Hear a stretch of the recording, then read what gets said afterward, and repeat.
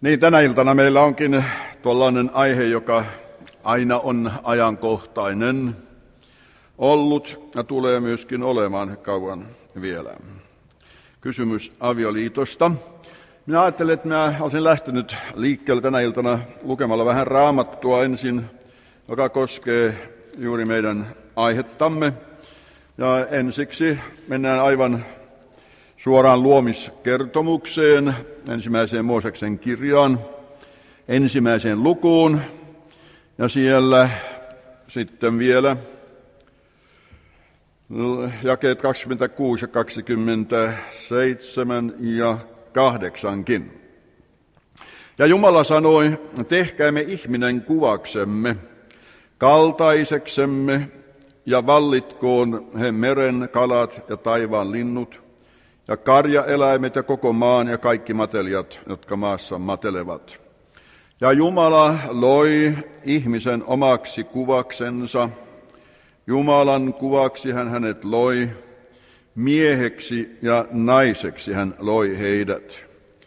Ja Jumala siunasi heidät, ja Jumala sanoi heille, olkaa hedelmälliset ja lisääntykää ja täyttäkää maa. Tässä ehkä mä otan nämä tekstit näin peräkkäin ja vähän kommentoin niitä.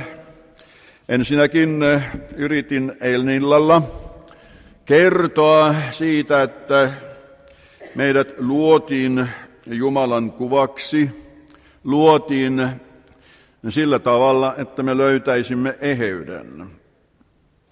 Ja mikä se Jumalan kuva sitten on? Se on kolminaisuus.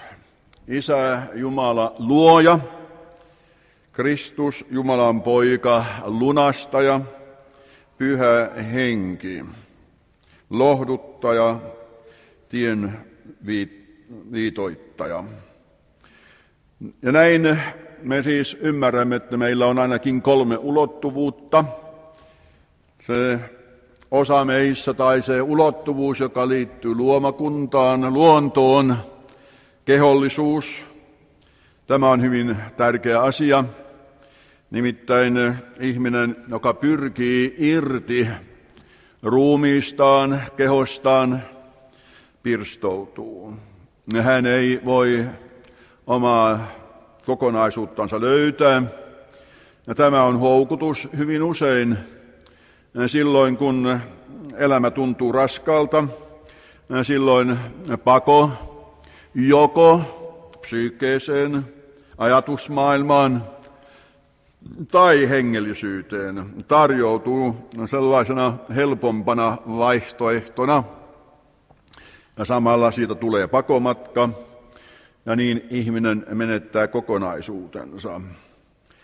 On sitten taas ne, jotka paneutuvat hyvin voimakkaasti juuri ajatuksen maailmaan, ja näin on yritetty jopa aivan älyllisesti ratkaista elämän ongelmat, jätetty kehollisuus, kehollinen ulottuvuus sikseen, on halveksittu hengellistä ulottuvuutta, on ylpeilty älykkyydestä ja tulos on ollut erittäin masentava.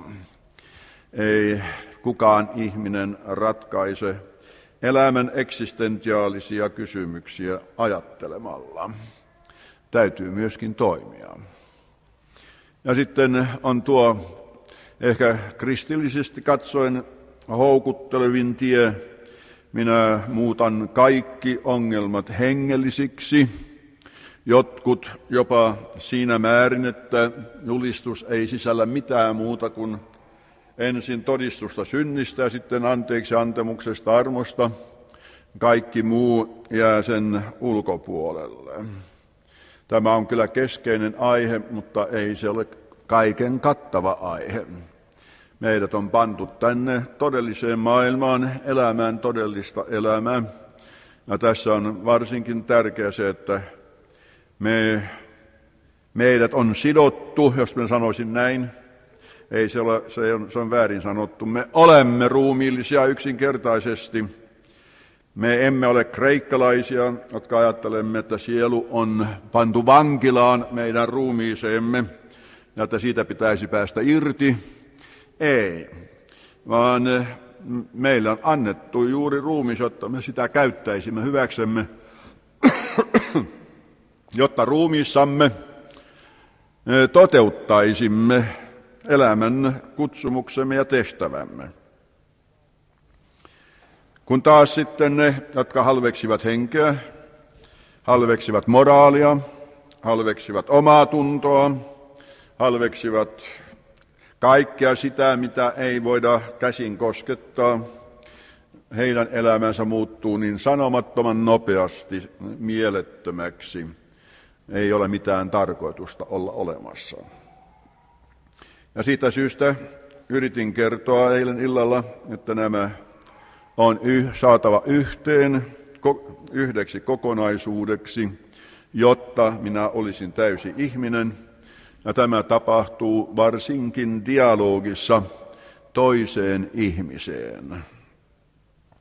Jotkut sitten ajattelevat näin, eikö se riitä, kun minä rukoilen Jumalaa ja keskustelen hänen kanssaan. Miten teki Jeesus? Jäikö hän sinne vuorelle rukoilemaan? Olisiko hän voinut täyttää elämän tehtävänsä jääden sinne vuorelle rukoilemaan?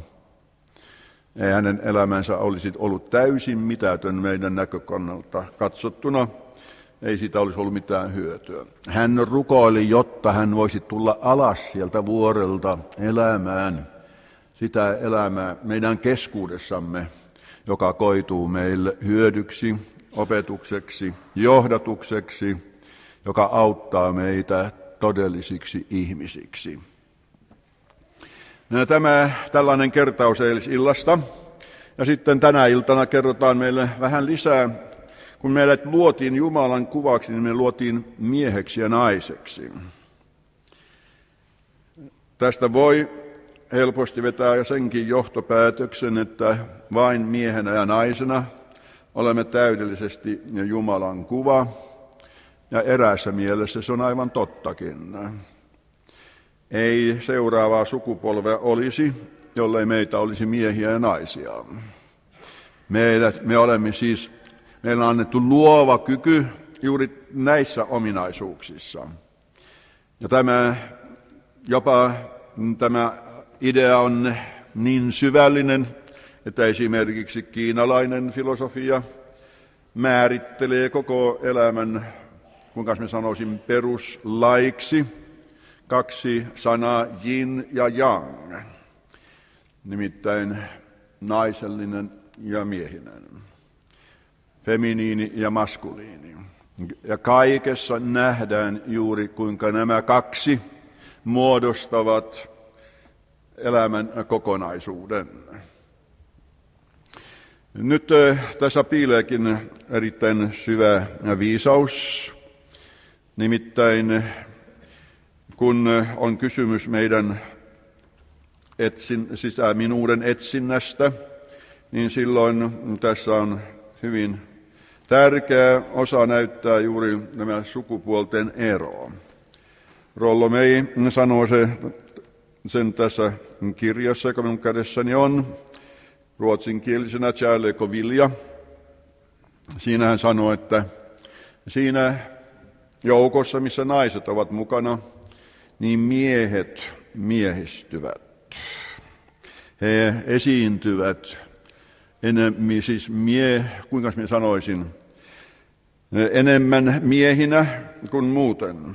Ja naiset samalla tavalla, heidän naisellisuutensa korostuu siinä, missä miehet ovat läsnä. Ja sitten hän jatkaa, ne molemmat sukupuolet toimivat siten, että ne houkuttelevat esille, korostavat vastakkaisen sukupuolen aivan luonteenomaisia piirteitä. Ja tämä on erittäin tärkeä havainto. Olin Ruotsissa puhumassa ja eräässä sairaalassa. Kerroin siitä, kuinka juuri tällaisessa sielunhoidollisessa keskustelussa tuntuu siltä, että tuo 3. on läsnä voimallansa, usein niin voimakkaasti, että ikään kuin tuntee, että voisi hänet käsin kosketella. Ja sitten kerroin myöskin, että joskus olen saanut ikään kuin aivan selvän käskyn vaan puuttua jonkun ihmisen elämän kohtaloon tuolla tavalla. Tuli eräs läsnäolija ja sanoi, että minä en koskaan sellaista käskyä sieltä ylhäältä saanut, mutta minä olen hyvin usein kokenut sen, että Herra on läsnä siinä, missä mä keskustelen ihmisten kanssa.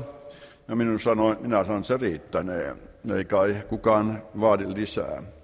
Sitten hän jatkaa. Mutta kuule, sitä lämpöä ja rakkautta ja kaikkea tätä, sitähän voi myöskin saada homoseksuaalisesta suhteesta. Miksi sinä korostat nyt voimakkaasti nyt miehen ja naisen suhdetta? Mä vastasin hänelle tällä tavalla, että kuule, ammenna sinä sitä suhteesta kaiken sen hyvää, mitä sitä saat. Ammenna kaikki vaan. Mutta minä kerron sinulle yhden asian, jota sinä et saa. Hän tuijotti minuun hyvin tiukasti, odottaen mitä mä sanoisin. Minä sanon, kuule, siinä suhteessa sinä et koskaan löydä sisintä aidointa minuuttasi. Nyt sattui näin, että minä olin unohtanut salkkuni tai hattuni, mikä lienee sinne sairaalaan. Minä jouduin sinne seuraavana päivänä sitä hakemaan. Ja kun sitä pitkää käytävää pitkin kuljin, niin sieltä yhtäkkiä kuulin kun hätäiset askeleet, jotka minut sitten saavuttivat. Tuli minun rinnalle, se oli tämä sama mies. Kuule, hän sanoi, eilispäivä muutti minun elämäni kokonaan.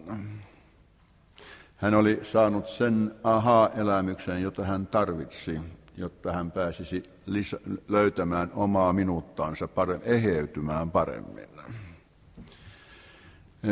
Niin tämä on Jumalan lahja, nimittäin juuri naisena ja miehenä siinä suhteessa me löydämme syvimmän minuutemme.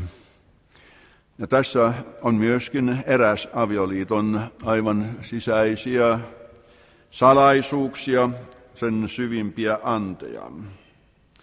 Nythän me tiedämme vain sen, että usein tuo löytö jää löytämättä, koska ennen kuin se on saavutettu, niin usein siinä on jo riitaannuttu niin paljon, että sitä toista ei enää kuullakaan.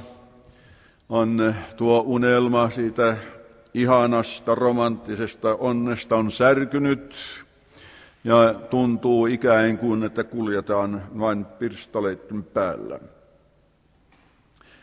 Ja tämä on erittäin ikävä asia ja tämä johtuu hyvin monesta syystä. Yksi syy lienee se, että meillä on ollut aivan väärä opetus ja käsitys avioliitosta. Se on ehkä Hollywoodista eniten saatu tämä käsitys. Se on se, että avioliitto on tuollainen valtava pääoma, josta aina on ammennettavaa. Sinne ei tarvitse koskaan panna mitään lisätä. Se vaan on olemassa valtavana suurena pääomana ja minä ammennan sieltä. Minä olen aina saavana puolena. Minulla on vaatimuksia esitettävänä elämälle. Ja jos elämä ei niitä täytä, minulla on täysi oikeus katkeroitua. Minulla on täysi oikeus uhata, nyt minä lähdenkin tästä sitten karkuun, kun minua on näin pahasti petetty. Kyllä, jos me asennoidumme väärillä odotuksilla, ei vaan avioliittoon, olkoon se mihin asiaan tahansa, niin frustraatio, pettymys, turhautuma on aivan taattu asia. Ja siitä syystä sanoisinkin, että kun Jumala loi meidät mieheksi ja naiseksi, jotta me löytäisimme kyllä syvimmän minuutemme ja sillä tavalla myöskin mahdollisuuden syvimpään terveyteen, niin samanaikaisesti hän myöskin antoi meille tehtävän. Ja tässä Mooseksen kirjassa kerrotaan nyt vain yhdestä tehtävästä, täyttää maa. Se oli siihen aikaan erittäin luonnollinen tehtävä, niin tyhjä kuin maailma siihen aikaan oli, niin siinä olikin kyllä hyvin mielekäs tehtävä annettu. Ja tänä päivänä se käsky voisi olla hieman toisin. Ei enää meidän ei ehkä ole niin pakko täyttää maata, kun lähtee niitä hoivaamaan, jota tätä maailmaa täyttävät. Pitäkää niistä huolta, niin hän sanoi myöskin, että pitää huolta sekä kaloista että linnuista että luonnosta. Ja kaikki tämä on siis se tehtävä, joka meille annetaan. Ja taas korostan sitä, syvin inspiraatio, jopa luonnon suojeluunkin saamme, jos me opimme siis kuuntelemaan toinen toistamme juuri tämän sukupuolirajan yli, sen poikitse. Ja tässä on, ja myöskin se pätee, kun on kysymys hengellisestä elämästä, jos me hoidamme tätä suhdetta toiseen sukupuoleen, toisin sanoen miehemme, ja vaimomme, niin siinä samalla syntyy sitä syvyyttä, joka tekee elämän sekä iloiseksi että mielekkääksi. Mennään sitten Markuksen 10. lukuun ja kuullaan, mitä Jeesus siellä opettaa. Nythän usein tuntuu vähän siltä, että nykyajan ihminen ei oikein enää jaksa kuulla, mitä Raamattu sanoo. Hän haluaa mieluummin sanella, mitä Raamatussa saisi olla. Hyvin ylpeästi ihminen suhtautuu sillä tavalla. Hän on viisaampi kuin Paavali, hän on viisaampi kuin Jeesus jo nykyaikana ihminen. Ja siitä syystä ihminen, joka on niin lapsellinen kuin minäkin, että lukee Raamattua, niin häntä leimataan helposti kyllä vähän yksinkertaiseksi. Mutta minä kerron sinulle vain yhden asian, että vain yksinkertaiset tulevat autuaiksi.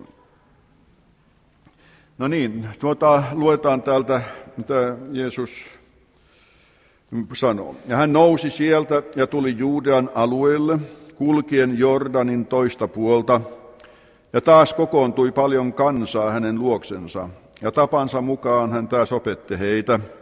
Ja fariseuksia tuli hänen luoksensa, kiusaten häntä ja kysyivät häneltä, oliko miehen lupa hyljätä vaimonsa. Hän vastasi ja sanoi heille, mitä Mooses on teille säätänyt? He sanoivat, Mooses salli kirjoittaa erokirjan ja hyljätä vaimon. Niin Jeesus sanoi heille, teidän sydämenne kovuuden tähden hän kirjoitti teille tämän säädöksen. Mutta luomakunnan alusta Jumala on luonut heidät mieheksi ja naiseksi. Huomaatte, Jeesus siteeraa tässä juuri tätä samaa sanaa Mooseksen kirjasta, jota juuri luimme. Sen tähden mies luopukoon isästä ja äidistänsä ja liittyköön vaimoonsa. Ja ne kaksi tulevat yhdeksi lihaksi. Niin eivät he enää ole kaksi, vaan yksi liha. Minkä siis Jumala on yhdistänyt, sitä älköön ihminen erottako. Ja heidän mentyään huoneeseen opetuslapset taas kysyivät häneltä tätä asiaa. Ja hän sanoi heille, joka hylkää vaimonsa ja naitoisen, se tekee huorin häntä vastaan. Ja jos vaimo hylkää miehensä ja menee naimisiin toisen kanssa, niin hän tekee huorin. Ja näin tähän kohtaan tämä Markuksen evankeliumi sitten loppuu, se Jeesuksen opetus tässä. Ensin tällainen kysymys, mikä kiusaus siinä oikeastaan oli, kun he kysyivät Jeesukselta, että voiko mies siis hyljätä vaimonsa. Me emme ymmärrä tätä, jolle me käsitä, että fariseukset olivat ihmisiä, jotka noudattivat käsikirjan säädöksiä. He olivat byrokraatteja. Ja tämä asia tulee meille aivan selväksi, jos me ajattelemme esimerkiksi, että siellä tulee kuolemansairas ihminen, tuodaan sairaalaan, mutta häntä ei voida ottaa sisään, koska hänellä ei ole lääkärin lähete. Niin hänet jätetään sitten ulkopuolelle, koska hänellä ei ole tämä lähete. Se, että hän on hengenvaarassa, että hän kuolee, jollei hän pääse hoitoon heti, tämä ei kosketa byrokraatin sydäntä. Hän noudattaa pykälää. Ja sellaisia olivat fariseukset. Ja nyt me ymmärrämme, että kun tällainen byrokraattikunta sitten joutuu vastatusten, kasvotusten Jeesuksen kanssa, niin siinä syntyy valtava ristiriita. Valtava ristiriita. Ja näin tapahtuu tietysti myöskin avioliitossa, jos jompikumpi elää käsikirjan mukaan eikä elämän lakien mukaan. Se ihminen, joka noudattaa käsikirjaa, hän on aina turvallinen, hän ei ota mitään riskejä tietystikään. Hän noudattaa lain pykäliä ja säädöksiä, niin hän tekee, mutta siinä hänen käsissään sitten kuolevat ne, jossa ei ennätä enää pykäliä noudattaa. Ajatelkaamme, että siinä on kaksi ihmistä nyt sitten naimisissa, tuo byrokraatti, joka noudattaa käsikirjaa, ja sitten elävä ihminen hänen rinnallansa. Niin me ymmärrämme, että siinä on kyllä valmistettu melkoinen ristiriita ja jännitys. Ja nyt ystäväni, minä kehoittaisin sinua katselemaan tai tutkimaan omaa elämääsi. Onko se todellakin rakkauden innoittama vai noudatatko sinä käsikirjan pykälää? Näin pitää olla, näin pitää toimia, näin kaikki muut ihmiset tekevät. Jollet sinä teet tällä tavalla, niin voi sinua. Juu, mutta sanoo se toinen. Mutta kuule, ei mitään muttia. Pykälä on pykälää, sillä siisti. Ja se toinen nujerretaan kokonaan siinä. Hän, joka elää, joutuu nujerretuksi. Ja se ihminen, joka elää, hän aina kiusaa niitä byrokraatteja, jotka ovat lainorjia. Siis kuinka sen vapautunut elämä on aina tällaiselle lainorjalle aina uhka, valtava uhka. Ja tämän uhan takia sitten syntyy niin paljon ehkä ristiriitaa, että dialogista ei tule mitään. Jos sinulla on tällainen käsikirja, ystäväni, jossa on paljon pykäliä, olisiko kilttiä tänä iltana, ottaisit ja viskaisit sen todellakin uuniin ja polttaisit sen kokonaan.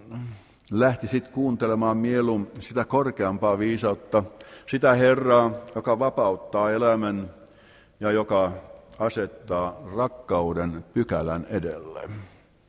Tässä on yksi resepti onnelliseen avioliittoon. Kiusaus oli kai siinä juuri se, että he aavistivat, että Jeesus ei tässä olekaan Mooseksen kannalla. Ja nyt heidän vakaumuksensa oli se, että suurempaa ei ole, Moosesta suurempaa ei maailmassa voi olla. Joka loukkaa Moosesta ja hänen käskyjänsä, hän on Jumalan hylkäämä ja hän on tuomittu. Meillähän ei ole Mooses. Entäpäs jos meillä on toisenlainen Mooses? Esimerkiksi yleinen tapa. Esimerkiksi oma käsityksemme siitä, mitä pitäisi olla. Tai joku muu tällainen pykäläkokoelma, jota me noudatamme sen sijaan, että me uskaltaisimme vapautua kuulemaan toista osapuolta aivan vapaasti, elävästi. Kuulla niin, että me huomaisimme, että tässä ehkä liikkuu juuri se elämän rakkaus, joka voisi rikastuttaa meidän molempien elämää, jos meillä olisi siihen rohkeutta. Älkäämme lähtökö faristeusten kanssa kiusaamaan toinen toistamme. Se on turha toimenpide. Ja sitten Jeesus tässä uskaltaa sanoa jotain sellaista, jossa hän kumoaa mitä Mooseksen antamat lupaukset tai käskyt, miten sen sanomme. Mooses sanoi näin, mutta minä sanon näin. Ja silloin fariseukset puivat nyrkkiä housun taskussa ja sanoi, kuka hän kuvittelee oikeastaan olevansa. Mitä hän kuvittelee olevansa? Emmekä me tunnet tuota puuseppää sieltä Nasaretista.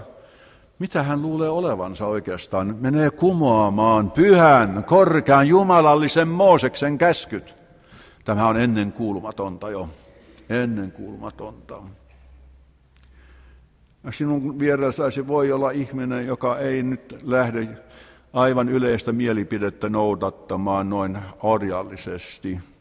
Koska sinun vierelläsi on ehkä elävä ihminen, joka olisi sitä mieltä, että me yhdessä voisimme vähän poiketa tuosta pykäläviidakosta ja löytää oma tiemme yhteisymmärrykseen, elävään dialogiin, jopa rakkauteenkin.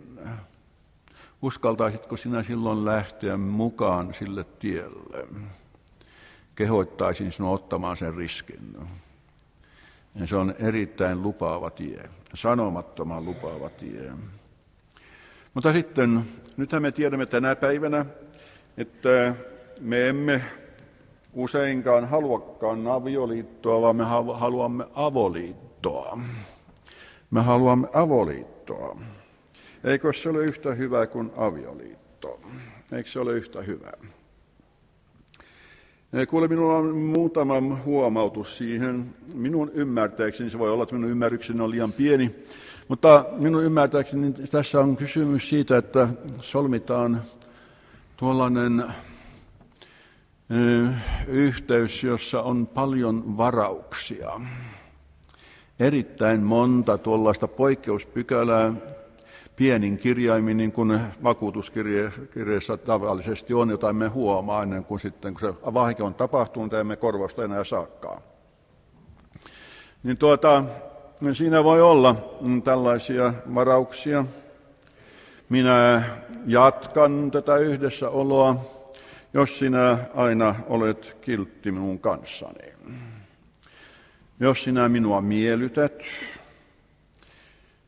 minä olen uskollinen niin kauan kuin minä haluan, mutta jos se halu loppuu, niin sitten en enää. Ja tämän laatuisia asioita voi olla hyvin paljonkin. Mitä se merkitsee? Se merkitsee sitä, että minä en ole eläytynyt elämän kutsumukseen sellaisena kuin se todellisuudessa on. Nimittäin sinä et voi mitätöidä sitä asiaa, että sinä olet olemassa tällä hetkellä. Tai voitko? Avoliitossa yritämme tätä nimittäin. Minä en ole silloin ja silloin ja silloin minä en ole olemassa. Minä olen vain silloin olemassa, kun se minua miellyttää, mutta ei muuten. Ja tässä on nimittäin se, että me emme uskalla sitoutua. Jumalan valtakunta on sitä, että minä olen sitoutunut peruuttamattomasti elämään rakkaudesta ja rakkauden hyväksi. Jumalan valtakunnassa on tämä peruuttamattomuus samalla tavalla kuin asia on peruuttamaton. Minut synnytettiin kerran 70 vuotta sitten ja minä en pysty sitä kumoamaan tätä tosiasiaa, vaikka haluaisin kuinka. Niin tosiasia on, että minut pantiin tänne maailmaan silloin ja minä en voi sille mitään, että se on kumoamaton tosiasia. Ja se annettiin minulle, tämä elämä annettiin minulle tehtäväksi. Avioliitossa yritämme elää ikään kuin tällaista sitoutumista ei enää olisikaan, tai ei tarvitse olla. Ja tässä on eräs asia, joka minulle selvisi, kun minä rupesin miettimään. Luin vähän korintolaiskirjettä, tosin eräässä toisessa yhteydessä kyllä, nimittäin oli eräs nainen, joka oli niin pyhä, että täytyi kaikesta yhdynnästä miehensä kanssa. Ja hän oli myöskin sitä mieltä, että Raamattu ei suinkaan häntä sellaiseen velvoita. Silloin minä luin tähän Paavalin kirjettä korintolaisille 7. luvusta, jossa hän sanoo tässä, että mutta mitä siihen tulee, mistä kirjoititte, niin hyvä on miehelle olla naisen ryhtymättä. Jos hän siihen pystyy, tämä olisi Paavalit jo varmasti lisännyt. Mutta haureuden syntien välttämiseksi olkoon kullakin miehellä oma vaimonsa ja kullakin naisella aviomiehensä. Minun Raamatussa ei sano, että pitää olla avovaimo ja avomies, vaan siinä lukee todellakin aviovaimo ja aviomies. Täyttäkö mies velvollisuutensa vaimonsa kohtaan ja samoin vaimo miestensä kohtaan. Ja tässä on kysymys aivan seksuaalisesta kanssakäymisestä, vaikka se nyt ei ole sanottu näin selvin sanoen. Vaimon ruumis ei ole hänen omansa, vaan hänen miehensä vallassa. Samoin ei miehenkään ruumis ole hänen omassa, vaan vaimon vallassa. Tämähän kuulostaa jo aika kauhealta, eikö totta? Olenko minä todellakin sitten vaimoni orja? Että minä en edes omista omaa ruumistanekaan. Näin lukee se, joka ei ymmärrä Raamattua. Mitä Paavali tässä sanoo? Hän sanoi jotain aivan ihmeellistä. Nimittäin, että rakkaus on sitä, että minä luovuttaudun absoluuttisesti, vapaaehtoisesti tuolle toiselle.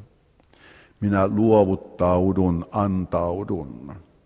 Ei pakosta, vaan siitä syystä, että kun minä tämän teen, minä koen elämän täyttymyksen. Ja tästä johtuu myöskin, että nuori ihminen etsii ihmistä, jolle hän voi antautua, jolle voi luovuttautua. Hän ei pysty omaa sydäntänsä omistamaan ja olla onnellinen. Hän on onnellinen sitä vasta, kun hän on löytänyt ihminen, jolle hän sen lahjoittaa. Tämähän jokainen meistä tietää. Mutta ei tämä päde vain nuoruudessa, tämä pätee kautta elämän. Rakkaus on sitä, että minä olen vapaaehtoisesti luovuttautunut tuolle toiselle. Sitä Paavali tässä meille kertoo. Ja samanaikaisesti Paavali ilmaisee meille armon sisimmän salaisuuden. Ja tästä minä puhuisin vähän lisää. Nimittäin minä muistaakseni sanoin eilen illalla teille, voi olla, että mä muistan väärin, mutta mä ehkä sanoin näin, että jos sä haluat tuhota avioliittosi, niin minulla on sinulle hyvä neuvo antaa. Kaunis neuvo, millä se hyvin hienolla tavalla tuhoat avioliittosi.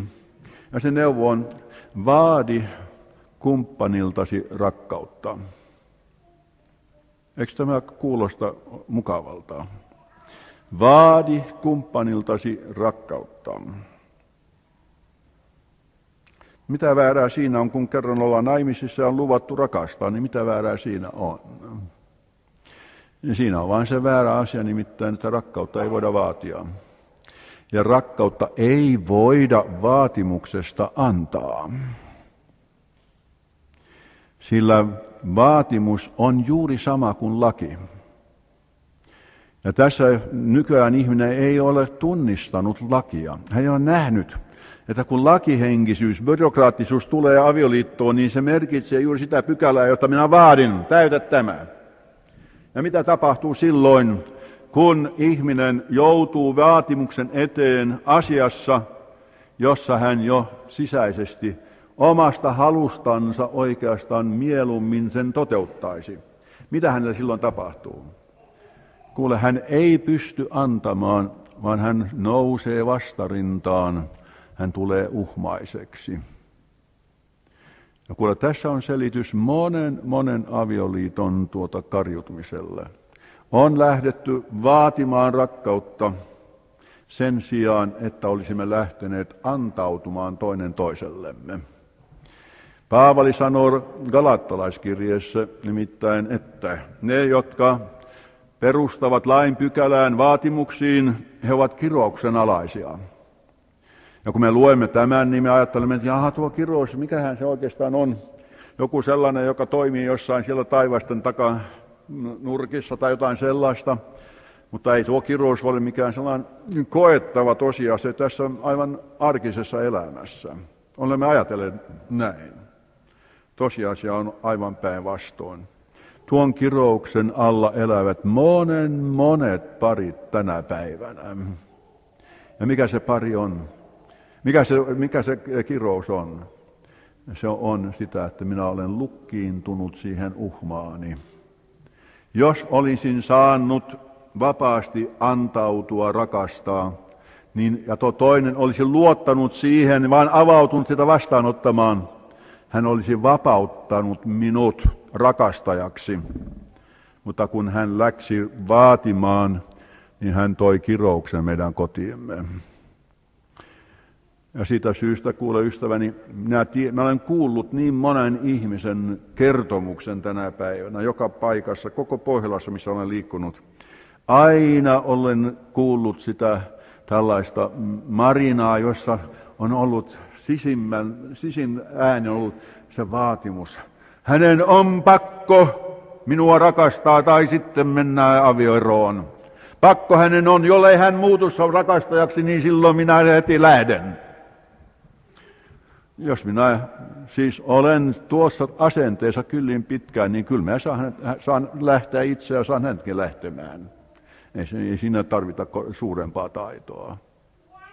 Mutta jos sä haluat uudistaa avioliittosi, niin sinä luovut kaikesta rakkauden vaatimuksesta.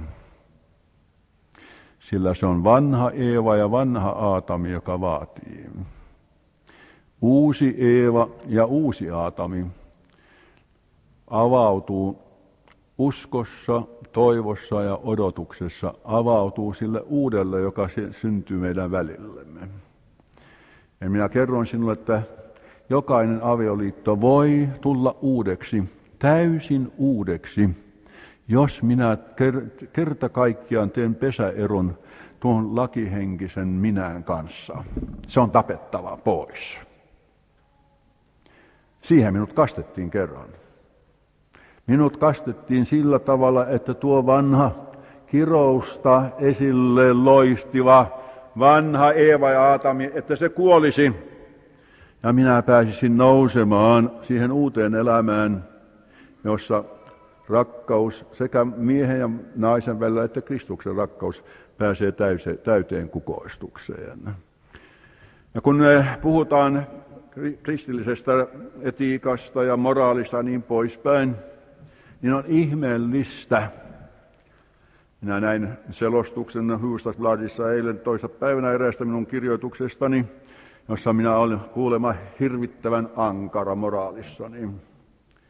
Mutta selosta ei ollut ollenkaan nähnyt, mihin minä tähtäsin.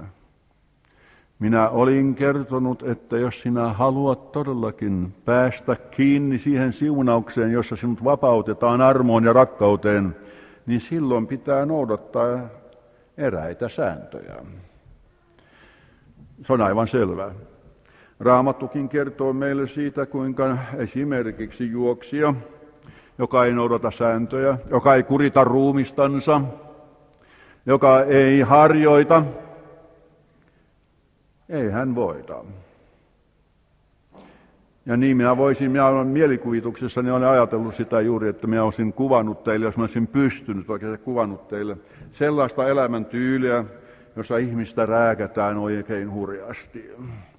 Jossa hän joutuu tuntikaupalla ponnistamaan viimeisiä voimiansa, jossa hän joutuu luopumaan määrätyistä asioista, dopingeista ynnä muista, luopumaan tästä. Jos mä olisin kertonut teille, että tällainen elämäntyyli on, niin te sanoisitte, voi kauheata, ei hän sellaista elämää voi elää.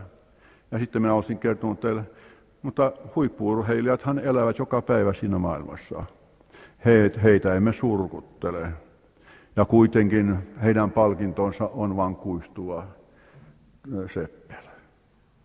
Se kestää muutama päivä ja sitten se on loppu. Kun meille taas luvataan aivan kuihtumaton seppel ja saamme vielä elää rakkaudessa joka päivä siihen asti.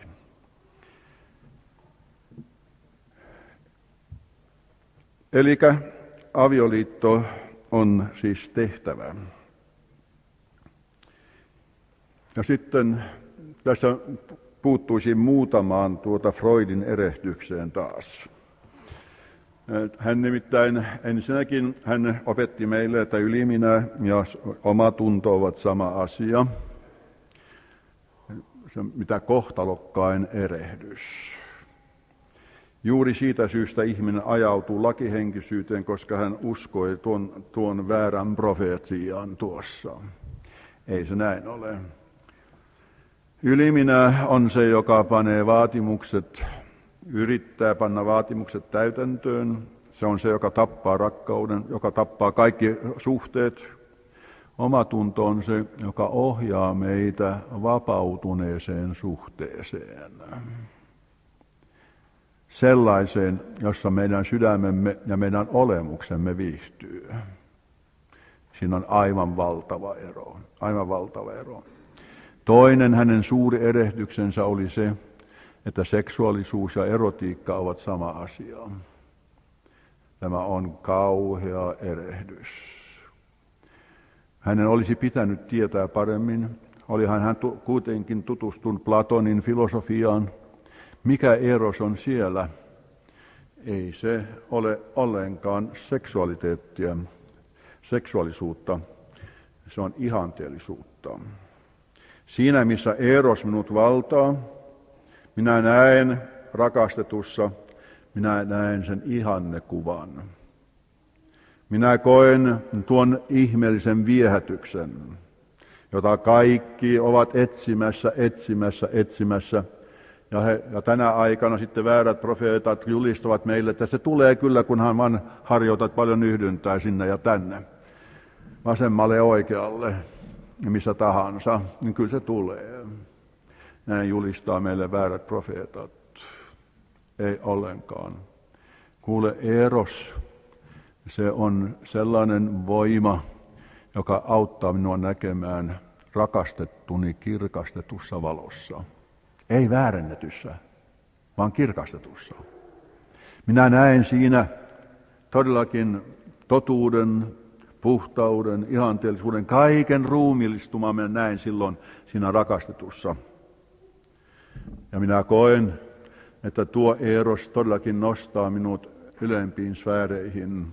Kirkkoisä Augustinuskin tiesi, että eros saattaa olla tie aivan hengellisen elämän syntyyn. Ja tässä saan, nyt tuo kello, missä se johtuu, se menee niin nopeasti. Mä oon vasta alkanut nyt. No niin, mutta kerrotaan vähän Grundtvigista kuitenkin, tuosta Tanskan suuresta pojasta. Hän oli pappi, jonka teologia oli täällä yläilmassa, tässä hiusten alla juuri. Älykäs kuin mikä ja taas tunne-elämässään täysin kuollut. Sitten hän tulee kotiopettajaksi Langelandiin, Eijelykken kartanoon, jossa oli kuvan kaunis emäntä, Constance de Leet, johon hän rakastuu suin päin. Mutta siihen aikaan tiedettiin, mitä moraali todellakin merkitsee. Ei syntynyt skandaalia, vaan syntyi valtava sisäinen taistelu Grundtvigin sieluun. Niin valtava taistelu, että psykiatrit selittivät, että hän on parantumattomasti mielisairas. Lähetettiin kotiin mielisairaana. Tämä mielisairas mies kirjoitti sitten 1500 ihanaa virttä, sanomattoman ihanaa virttä, jossa pääsiäisen riemu kaikuu läpi jokaisen säkeistön suurin piirtein. Hän perustaa sitten kansanopiston Pohjolaan. Kansanopiston isä hän on. Hän kirjoittaa 30 000 sivua kirjallisuutta. Psykiatriat erehtyivät. Ei hän ollut mielisairas, hän oli hengellisessä kriisissä. Eros tuli niin voimakkaana herättäjänä, että hän oli vähän pökerryksissä ennen kuin heräsi kunnolla. Ja kun sitten Eros oli saanut tehtävänsä tehdä, niin tuosta kuolleesta, pystyyn kuolleesta papista tuli elävä ihminen. Niin elävä ihminen, että hän rupesi tutkimaan kirkkojensa Ireneuksen teologiaa, ja sitten hän selittää ensin ihmiseksi ja sitten vasta kristityksi. Ensin ihmiseksi ja sitten vasta kristityksi. Te, jotka olitte eilen illalla täällä läsnä, niin minä kerroin teille, että minä en kristityille puhunutkaan, vaan puhuin vain ihmisille, eikö totta? Joku teitä hämmästeli sitä, että mitä mä oikeastaan sillä tarkoitin. Minä tarkoitin täsmälleen sitä, mitä mä sanoin. Mutta millä tavalla sitten se kristillisyys liittyy tuohon asiaan, kun sinä julistat tällä tavalla? Kuule, se liittyy hyvin yksinkertaisella, luonnollisella tavalla. Nimittäin, kun minusta tulee aito kristitty, niin minusta tulee aivan lämmin elävä lähimmäinen. Ei ollenkaan mikään konstikas hengellinen robotti. Minusta tulee aivan elävä, luonnollinen lähimmäinen. Jopa sellainenkin, joka rakastaa miestänsä ja vaimonsa ja rakastaa lapsiansakin.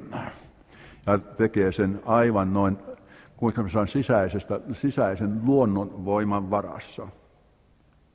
No, mitä se Kristus sitä sitten siinä merkitsee? Kuule, minun vakaumukseni on se, että kun minä lähden tuota ihannetta toteuttamaan, niin minä tarvitsen juuri tämän ihmisen pojan apua, jotta se toteutuisi. Minä tarvitsen häntä siihen. Siis ei tullakseni hengelliseksi robotiksi, vaan tullekseni aivan eläväksi ihmiseksi, tosi ihmiseksi. Freud oli valistusajan perillinen. Hänen erehdyksensä voidaan ymmärtää sillä tavalla. Minä olen joskus myöskin sitä kysynyt, että oliko hän koskaan kokenutkaan aitoa rakastumista. Minä asetan kysymyksen alaiseksi. Miksi häntä askarrutti tuo seksuaaliteetti niin aivan, kuinka minä sanoisin, riivattuna olemiseen saakka? Jos hän olisi herännyt erokseen, niin tuo seksuaalisuus olisi asettunut paikoilleen. Ja tämä on hyvin tärkeää. Nimittäin meistä ei koskaan tule niin hengellisiä ihmisiä, että me eläisi juuri tällä tavalla myöskin aviossa aivan ihmisinä. Mutta sitten tullaan siihen tosiasiaan esimerkiksi, minä olen ollut avioliiton neuvojana monta kymmentä vuotta. Siinä on esimerkiksi tullut mies, joka on ollut kykenemätön. Ja nainen, joka on tuntenut vain kylmyyttä. Ja kysyy, että mitä sinä nyt neuvot avuksi tuossa? Mitä sinä Nyt jotkut ovat sitten yrittäneet jonkinlaisia pillereitä, kaikenlaisia tuotteita, jotka mukaan siis nyt sitten herättävät tätä seksuaalista halua. Se on pötyä. Se on pelkkää silkkaa pötyä. Seksuaalisuus ei ole mikään suoritus. Se ei ole mikään suoritus. Ja tässä juuri nykyajan ihminen erehtyy niin helposti, koska hän kokee koko ihmisarvonsa mitattavan suorituksilla. Vain jos hän on produktiivinen, jos hän on tuottava ihminen, hän on arvokas. Mutta hän ei ole arvokas ihmisenä. Kristus vapauttaa minut kaikesta tuollaista lainkirouksesta, jossa minä olen suorituksen orja. Ei minun tarvitse olla sitä. Ja se on ihmeellistä, kun minut on vapautettu suorituksen pakosta ja orjuudesta, niin monet suoritukset ikään kuin onnistuvat itsestään. Aivan itsestään. Muistan erään pariskunnankin, joka tuli luokseni tässä asiassa. Kutsuvat iltateelle ja minä olin niin tyhmä, että en ymmärtänyt, että heillä oli asiaa. Olin juuri lähdössä, kun heidän piti silloin puhua asiasta. Ja minä suoritin eräs niitä lyhyimpiä terapiaa, mitä me olen toimittanut tässä maailmassa. Minä sanon vaimolle vain näin, että kuule, miksi et anna hänen epäonnistua? Se oli koko terapia tämä kysymys. Mikset suo hänelle epäonnistumisen armoa? 3 viikkoa myöhemmin sai kortin, jossa kiittivät ihanasta terapiasta, koska se oli auttanut täysin koko pulmasta. Huomaatko? Luovuttiin siis vaatimuksesta, luovuttiin suorituksesta, antauduttiin vaan toinen toisellemme ja kaikki muu asettui paikoilleen. Ja naisesta on myöskin sanottu, että hän on tunnekylmä, kunnes hän kohtaa sen oikean kosian. Se, toisin sanoen tämä tunnekylmyys saattaa suorastaan toimia siis suojana, ettei joudu väärään porukkaan. Sitten kun tulee se mies häntä vastaan, joka houkuttelee hänen sisintä minuuttansa esille, jolle hän riemumielin antautuu, kato, sitä tunnekylmyyttä ei ollutkaan enää. Se toimi vain suojana. Jumala meitä suojaa silloin, kun me siihen suostumme. Ja nyt olisi vielä sanottava jotain lapsista. Tämä on niin valtava teema, mutta vain yksi sana, jonka ympärille ehkä muutama ajatus. Amerikkalainen psykologi, psykiatri, ajattelija, ihana ihminen, Erik Homburger Eriksson. Hän ei ollut minun poikani, vaikka hän on tämä nimi olisi saanut olla. Ja niin hän puhuu sellaisesta käsitteestä kuin generatiiviteetti. Vaikea suomentaa, mutta minä sanoisin, että sen sisältö merkitsee siis oikea tapa olla vanhempana. Siis vanhemmuuden salaisuus piilee tuossa sanassa. Ja nyt se on usein näin, että monen avioliitto onnistuu, kunnes ensimmäinen lapsi syntyy. Mutta sitten tuleekin pulmat esille. Nimittäin se voi olla, että tämä avioliitto oli sellainen, että se mies oli tämän naisen lapsi, hoitolapsi. Ja kun hän oli ainut lapsi, niin silloin tämä suhde kelpasi. Nyt siihen tuli kilpailija mukaan. Ja hän ei siedä kilpailijaa rinnallansa. Moni mies ei ole kypsynyt siis isäksi. Hän on jäänyt vain lapseksi ja haluaa sellaiseksi jäädä. Veljet, tässä on meille hurja haaste. Aivan hurja haaste. Herätä näkemään perheemme, herätä näkemään lapsemme, herätä näkemään, mitä todellinen isyys merkitsee. Kuinka tärkeää se on, että lapsella on se isä, jota se kunnioittaa, jota se rakastaa, joka se tuntee, että tämä isä myöskin on minun isäni ja minusta huolii. Tämä vain, jos minulla on tämä kypsä isä, niin siihen tulee siis mielenterveydelle aivan kestävä pohja. Tämä on tärkeää. Ja siitä syystä, kun lähdemme pohtimaan lasten kohtaloita, niin se on valtava herätys saada meille miehille siis luopua itsekkyydestä, luopua vaatimuksistamme, lähteä elämään tuolle uudelle elämälle, joka meitä tarvitsee, kehittyäksensä, kypsyäksensä, viihtyäksensä. Ja tämä soveltuvin osin se on aivan sama asia myöskin naisen kohdalla. Siellä tarvitaan juuri sitä äitiä, joka syntyy todelliseksi, joka muuttuu todelliseksi äidiksi. Siitä on niin paljon sanottavaa, että minä en siihen nyt ryhdy ollenkaan, mutta tiedän vain sen, että avioliitto ei ole olemassa siitä syystä, että minä lähtisin Hollywoodiin jonkinlaista romanttista seikkailua suorittamaan elämässä. Sitä varten se ei ole. Avioliitto on sitä varten, että me rakastaisimme toinen toistamme niin, että me löydämme minuutemme, jota me voimme sitten myöskin luovuttaa lapsillemme, niin että heistä tulee todellisia ihmisiä. Jeesuksen koko sovintotyö oli se, Hän luopuu jumaluudestaan, jotta hän toteuttaisi täydellisen inhimillisyyden. Hän on meidän minuutemme. Ja Jeesuksen salaisuus on tämä. Jos sinä nyt tulee joulu ja sinä lähdet ehkä pipakakkuja leipomaan, sinä käytät sitä muottia ja kaikki pipakakut tulevat samanlaisiksi, koska sinulla on sama muotti, eikö niin? Mutta kun meitä muovataan Kristuksen kuvan mukaisesti, niin me tulemme kaikki erilaisiksi. Hän houkuttelee esille sen ainutlaatuisen, ainutkertaisen minuuden, joka piilee jopa minun DNA-soluissa, jo biologiassani, joka siis piilee minun sielussani, joka on minun hengessäni elävä todellisuus. Herra,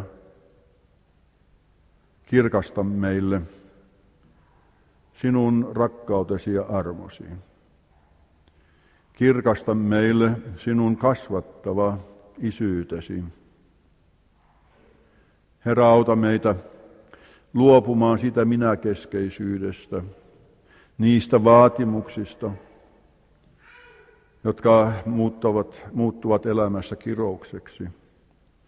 Herra, auta meitä avautumaan niille siunauksille, jotka sinä olet varannut kaikille niille, jotka sinua ja elämää rakastavat. Tule, Herra, jokaisen meidän elämään. Tule uudistavalla voimalla juuri tällä hetkellä. Herra, me avaudumme sinulle, luovuttaudumme todelliselle elämälle. Auta meitä elämään täyteläisesti. Amen.